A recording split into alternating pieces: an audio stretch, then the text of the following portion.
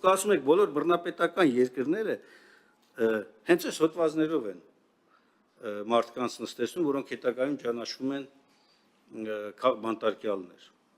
Բա մենք էլ ենք ասում, դուք բռնապետության ճանապարհին եք։ Ներկայացնում եք մեղադրանքներ մարդկանց, որպեսզի որևէ մեկը չկարողանա մտնի դե ու ասի, հո, եղբայր, ախր ինչ ահաբեկչություն, այս ինչ մասսայական ոչնչացման գործողություններ, այս սպառնալիքները, այս ահաբեկման մթնոլորտը, որ դուք ներկայացնում եք, ինչ կապ ունի իրականում գործողությունների հետ, այն ենթադրյալ արարքների հետ, որ ներկայացվում է, հերթով ջարդվելով այս ամեն ինչը գնում է։ Խոսքը հետևյալի մասին է, պարոն Վարդանյան, ի վերջո,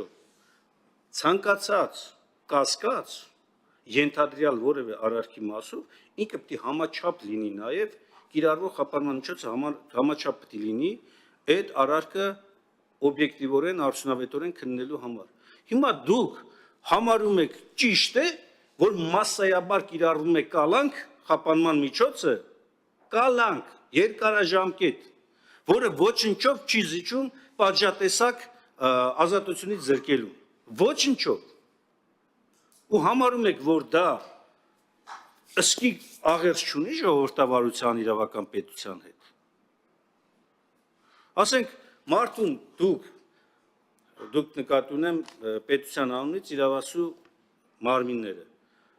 ներկայացնում են մեղադրանքը, տանում են, փակում են, տեսակցությունները փակում են, հետո աստիճանաբար սկսում են թուլացնել։ Երբ որ տեսնում են, որ արդեն լավ, ոչինչ, իր հասարակական, հանրային, իր նկատմամբ վերաբերմունքը սկսում է թուլանալ, սկսում է նաև թուլացնել ռեժիմը։ Իսկ այն անձինք, ովքեր որ չեն դադարում, շարունակաբար երկարացնում է կալանքը։ Սա կապ ունի քաղաքական հետապնդման հետ, թե չէ։ Սա կապ ունի առհասարակ մարդու հասարակական, քաղաքական գործունեության հետ, թե ոչ։ Օբյեկտիվորեն փորձեք նայել, մի նայեք իշխանական